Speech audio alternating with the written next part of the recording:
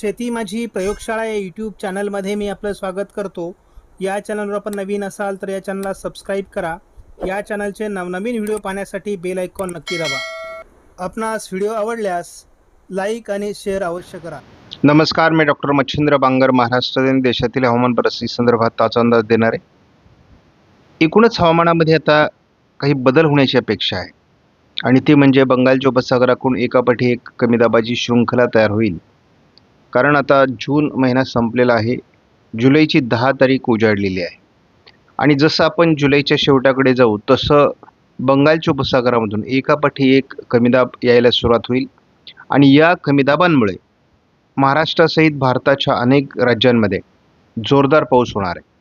त्यामुळे जरी एल निनोचं वर्ष असलं तरी ज्या पद्धतीने कोकण किनारपट्टीला पाऊस झाला आहे त्याच पद्धतीचा कमी वेळेत जास्त पाऊस भारतातील काही राज्यांमध्ये होताना दिसणार आहे. त्यामुळे महाराष्ट्रावर त्याचा परिणाम होईल, परंतु त्यासाठी आपल्याला थोडी प्रतीक्षा करावी लागेल.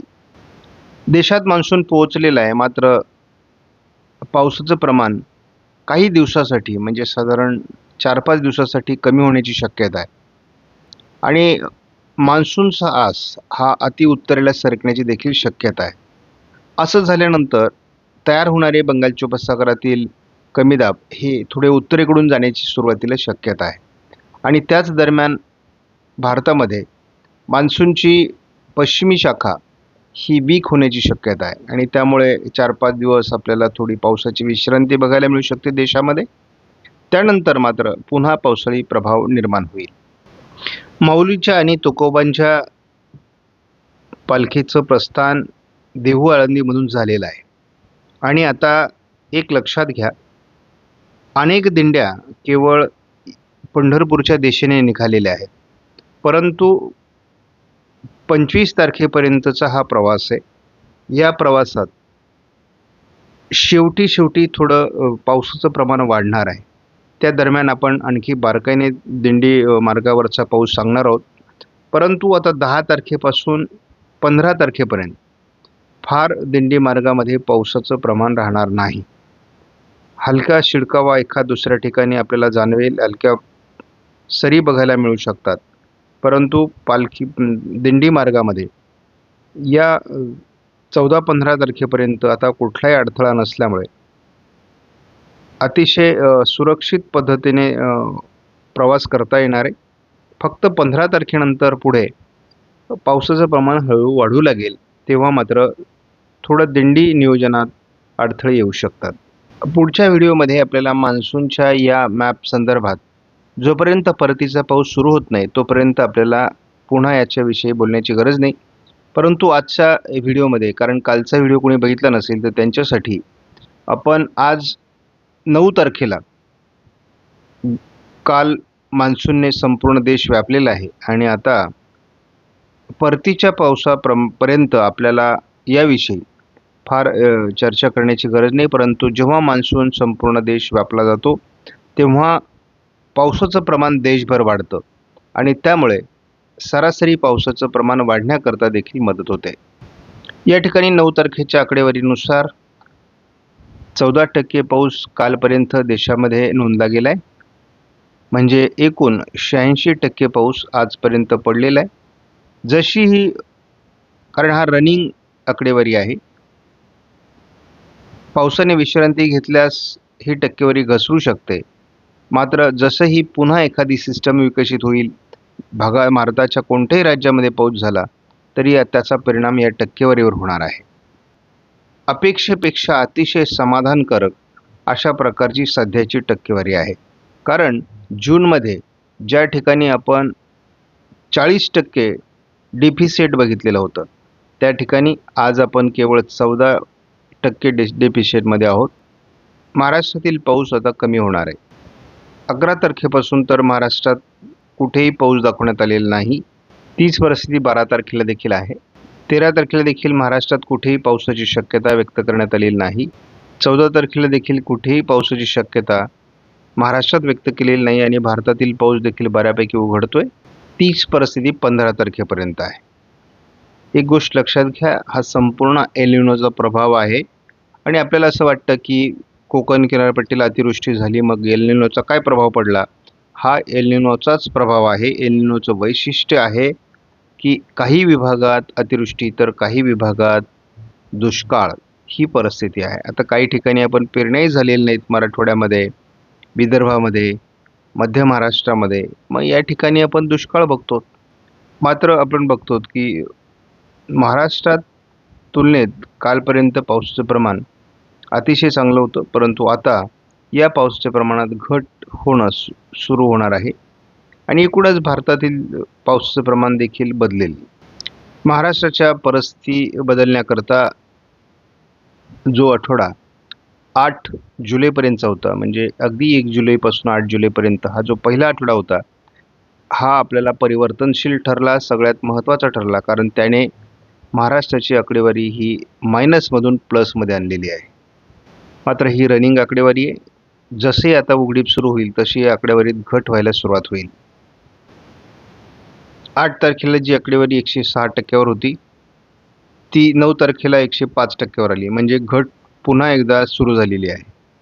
आणि मराठवाडा, मध्य महाराष्ट्र, पश्चिम महाराष्ट्र किंवा पूर्व विदर्भ या भागांमध्ये जो पावसाची घट आहे ती अजून अपेक्षेप्रमाणे भरून निघालेली नाही आहे.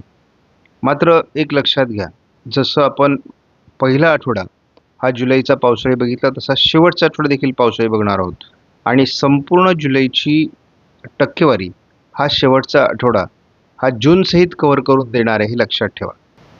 10 तारखेला मध्य भारतावर पुन्हा पावसाळी परिस्थिती निर्माण होते का, हे या मॉडेलनुसार बघावं लागणार आहे, कारण एक कमी दाबाचं क्षेत्र आहे आणि त्या दिशेने पुन्हा एकदा वारे प्रवाहित होतात का, हे आपल्याला बघणं आवश्यक आहे.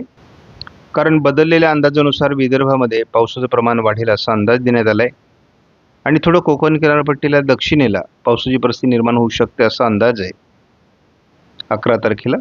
12 तारखेला देखील महाराष्ट्रातील पावसाचं प्रमाण कमी होईल, मात्र विदर्भात काही प्रमाणात पाऊस राहू शकतो असा एक प्राथमिक अंदाज आहे. 13 तारखेला मात्र महाराष्ट्रातील पावसाचं प्रमाण कमी होण्याचे संकेत आहेत. भारतातही पावसाचं प्रमाण कमी होईल. 14 तारखेला देखील महाराष्ट्रासहित भारतातील पावसाचं प्रमाण कमीच राहणार आहे, परंतु नवीन कमी दाबाचं क्षेत्र या ठिकाणी विकसित होत आहे पश्चिम बंगाल ओरिसाच्या दरम्यान, आणि इथं किती प्रभावी ठरतं यावर पुढचं पावसाचं प्रमाण अवलंबून असणार आहे. न्यूमेरिकल मॉडेल प्रिडिक्शननुसार GFS मॉडेलने तरी 15 तारखेपर्यंत फारशी पावसाळी परिस्थिती दाखवली नसली तरी या ठिकाणी असलेले चक्राकार स्थिती किंवा कमी दाब हा किती प्रभावी ठरतो यावर पुढचं पाऊसमान अवलंबून असणार आहे. 16 तारखेपासून वातावरणात बदल अपेक्षित आहे, त्यामुळे थोडं कोकण किनारपट्टीला परत पावसाचं वातावरण तयार होऊ शकतं.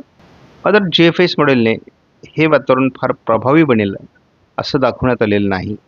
आपण या ठिकाणी 18 तारखेला देखील बघतो की नव्याने एक सिस्टम पुन्हा विकसित होते, पुन्हा तिचा प्रभाव पूर्व भारतावर वाढतोय आणि या दिशेने पुन्हा वारे खेचले जात आहेत.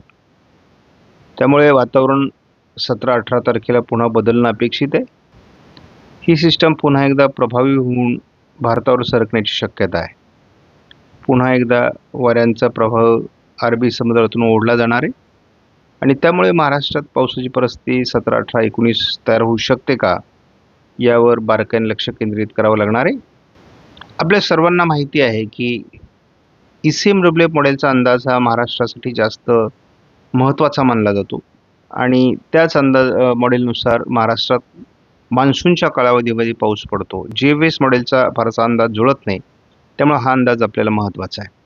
आता या ठिकाणी आपण बघतो की विदर्भामध्ये पावसाची शक्यता आजपासून वाढलेली आहे, किंवा पूर्व विदर्भातील काही जिल्ह्यांमध्ये पाऊस होऊ शकतो. कोकण किनारपट्टीला देखील अजून पावसाची शक्यता कायम आहे. एखाद दुसरी सर, म्हणजे फार मोठा पाऊस नाही, परंतु एखाद दुसरी सर येऊ शकते. बाकी ठिकाणी केवळ ढगाळ वातावरण राहू शकतं. अजून थोडं नंदुरबारमध्ये सुद्धा किरकोळ पावसाची शक्यता काही भागात दाखवलेली आहे. 12 तारखेला मात्र आपल्याला पूर्णपणे पाऊस उघडलेला दिसतोय, पण कोकण किनारपट्टीत एखाद दुसरी सर होईल एवढा अजून वातावरणाचा भाग घाटमाथ्यावर दाखवण्यात आलाय. 13 तारखेला उघडीप आहे. 14 तारखेला तशी उघडीपच आहे, परंतु थोडं वातावरण कोकणात बदलायला सुरुवात होईल. ECMW मॉडेलच्या अंदाजावर आपण जास्त विश्वास ठेवतो. या मॉडेलने कोकण किनारपट्टीला पुन्हा एकदा पावसाचा जोर 15 तारखेपासून वाढेल असा अंदाज दिलेला आहे. शिवाय उत्तर महाराष्ट्रामध्ये, मराठवाड्यामध्ये, अगदी पश्चिम महाराष्ट्र या ठिकाणी सुद्धा स्थानिक वातावरणाची शक्यता वाढणार आहे. त्यामुळे हा अंदाज आपल्यासाठी महत्त्वाचा आहे. आणि हे स्थानिक वातावरण किरकोळ समजू नका. काही ठिकाणी जोरदार पाऊस होईल. आपण 16 तारखेला बघतो. पहिल्या टप्प्यामध्ये आपल्याला कोकणात पाऊस वाढतोय आणि आपला ECMW मॉडेलवर अधिक विश्वास आहे.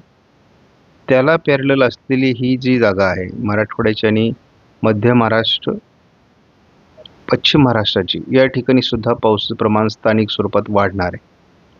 विदर्भात थोडा पाऊस कमी असू शकतो. 17 तारखेला देखील आपण कोकणामध्ये पुन्हा जोरदार पावसाची बॅटिंग बघणार आहोत. आणि त्याच दरम्यान आपल्याला मराठवाड्यात देखील स्थानिक वातावरण अतिशय चांगलं असणार आहे. अगदी पिकांना जीवदान देणारं, अगदी काही ठिकाणी पेरणीयोग्य पाऊस असं वातावरण असणार आहे. त्यामुळे पावसाचं वातावरण बनतं आहे हे लक्षात घ्या. जुलैमध्ये कडकडीत खंड नाही आहे. 18 तारखेला नवीन वादळी प्रणाली विदर्भावर परिणाम करणार आहे आणि त्यामध्ये या काही जिल्ह्यांचा समावेश आहे. आणि त्यामध्ये गडचिरोली आहे, नागपूर, भंडारा, गोंदिया आहे. त्यानंतर महाराष्ट्राच्या मराठवाडा आणि पश्चिम महाराष्ट्र या ठिकाणी स्थानिक वातावरण आहे. उत्तर महाराष्ट्रात स्थानिक वातावरण आहे. कोकणात देखील हलक्या ते मध्यम सरी आहेत. फार जोरदार पाऊस नाही. 19 तारखेला देखील पूर्व विदर्भात वातावरण काही जिल्ह्यांमध्ये वाढणार आहे. कोकणात पाऊस असणारे स्थानिक वातावरणाची शक्यता थोडी हलकी आहे 20-21 तारखेनंतर. आणि तो अंदाज आपल्यासाठी फार महत्त्वाचा आहे.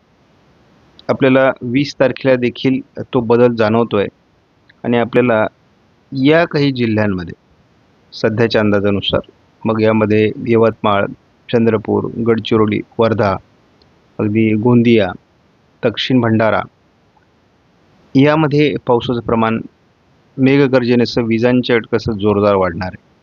अमरावतीच्या, अकोल्याच्या उत्तरेला देखील पाऊस असणार आहे. नंदुरबारमध्ये आता ज्या ठिकाणी दुष्काळी परिस्थिती आहे त्या ठिकाणी सुद्धा पावसाची शक्यता आहे.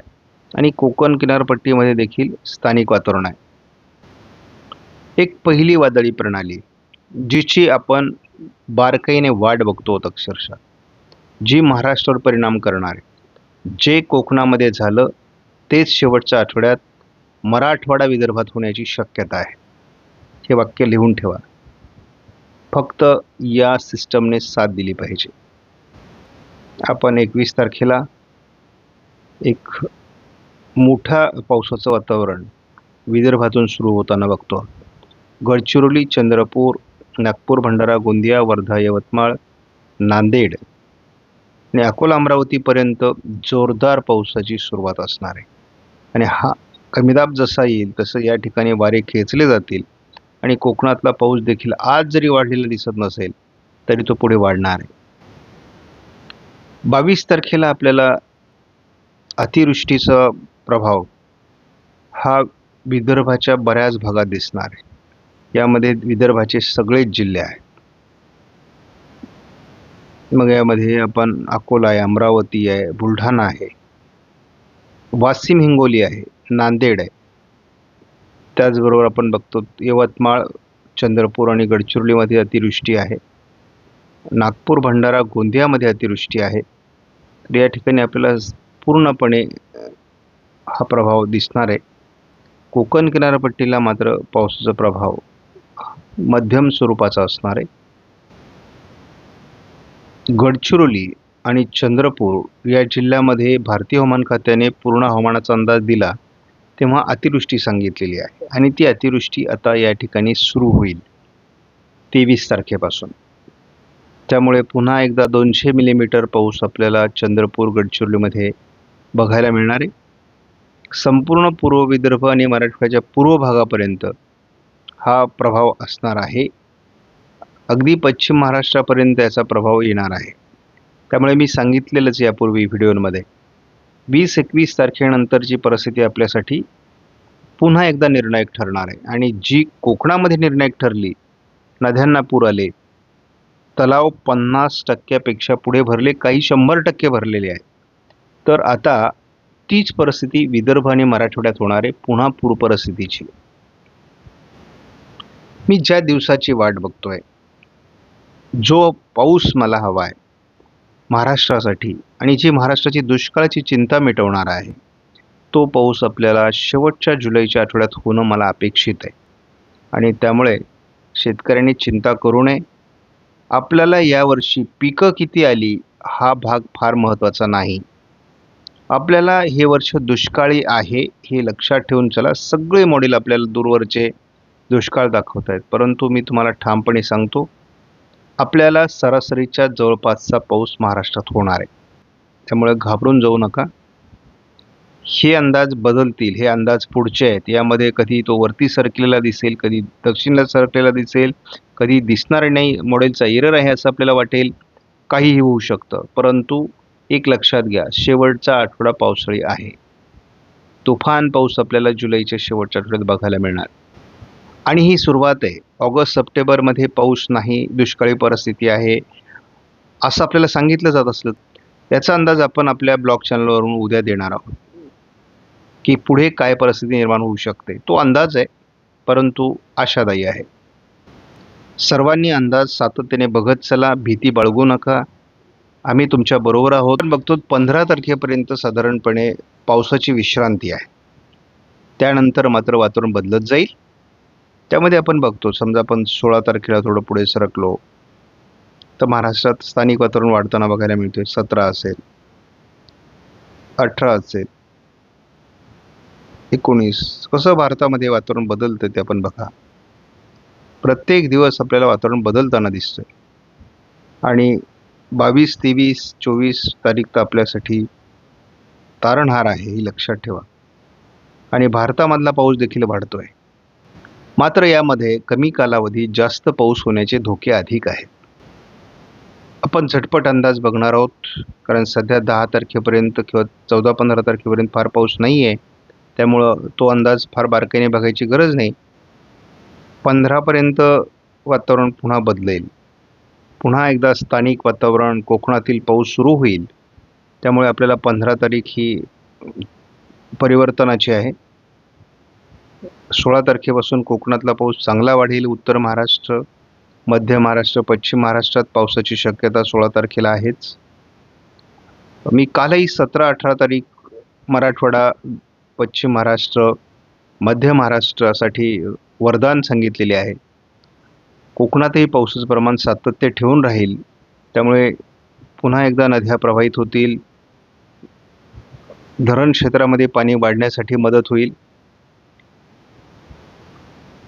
17-18 तारखेला फार पाऊस नाही, परंतु हा स्थानिक पावसाचा प्रभाव वाढत जाणार आहे. त्यामुळे आपल्याला फार मोठा कडकडीत खंड बघायला मिळणार नाही. आम्हाला माहिती आहे 15 तारखेनंतरच्या पेरण्या फार उपयोगाच्या नसतात, परंतु हे वर्षच अडचणीचं आहे. ह्या वर्षामध्ये आपल्याला पाऊस होईल, परंतु तो अवेळी होईल, कमी कालावधीत जास्त होईल, अतिवृष्टीच्या स्वरूपात होईल. त्यामुळे तो नुकसानकारकही असणार आहे. म्हणजे फार आपल्याला उत्पादनामध्ये वाढ होईल असं नाही, परंतु पाण्याचा दुष्काळ असू नये यासाठी जनावरांना चारा आणि पिण्याच्या पाण्याची व्यवस्था होणं आवश्यक आहे. आणि ती गरज आपली भागली जाणार आहे. आपण 21 तारखेनंतर वातावरणात एक सकारात्मक बदल बघतो. एक कमी दाबाचं क्षेत्र गडचिरोली आणि चंद्रपूरकडे सरकताना बघायला मिळते. त्याचा किती परिणाम पुढे सरकतो हेही महत्त्वाचं आहे. विदर्भावर आपण याचा परिणाम 22 तारखेला बघतो. त्यामुळे मुसळधार पाऊस आपल्याला विदर्भामध्ये बघायला मिळेल. जशी एखादी सिस्टम येते तसं अरबी समुद्रातून वारे खेचले जातात आणि हे बाष्पयुक्त वारे कोकणात देखील पाऊस वाढवतात. हे बघा, हे स्पष्टपणे कमी दाबाचं क्षेत्र मराठवाडा, विदर्भावर परिणाम करणार आहे. आणि याच तर कमी दाबाची आपण प्रतीक्षा करतो आहोत, याचीच वाट बघतो आहोत आपण. जवळपास मध्य महाराष्ट्र, पश्चिम महाराष्ट्रापर्यंत हा प्रभाव टाकण्याची शक्यता आहे. याच पद्धतीचं वातावरण आपल्याला हवं आहे. आता हे पश्चिम महाराष्ट्राला फार मदत करणार नाही असं स्पष्टपणे जाणवतंय आणि जुलैतले कमी दाब हे पश्चिम महाराष्ट्रावर येत नाहीत, तर ते विदर्भावरच जातात. उत्तर महाराष्ट्राला ते पाऊस देतात. मध्य महाराष्ट्राच्या उत्तरेकडील भागात पाऊस देतात. त्यामुळे एक लक्षात घ्या, ज्या ठिकाणी ज्या जिल्ह्यांमध्ये पाऊस झाला त्या ठिकाणी आता कमी पाऊस झाला तरी देखील त्या ठिकाणची गरज भागणार आहे. पण ज्या ठिकाणी पाऊस नाही, पेरण्या झालेल्या नाहीत, अशा ठिकाणचे शेतकरी चिंतेत आहेत आणि या ठिकाणी दुष्काळ पडेल का ही भीती शेतकऱ्यांच्या मनामध्ये आहे. मी तुम्हाला सांगतो, शेवटचा आठवडा आपल्याला जुलैचा तारणहार असणार आहे. काळजी करू नका ते. आपणास व्हिडिओमधील माहिती महत्त्वपूर्ण वाटल्यास लाईक करा, शेअर करा, चॅनलला सबस्क्राईब करा. धन्यवाद. जय हिंद, जय महाराष्ट्र, जय बळीराजा.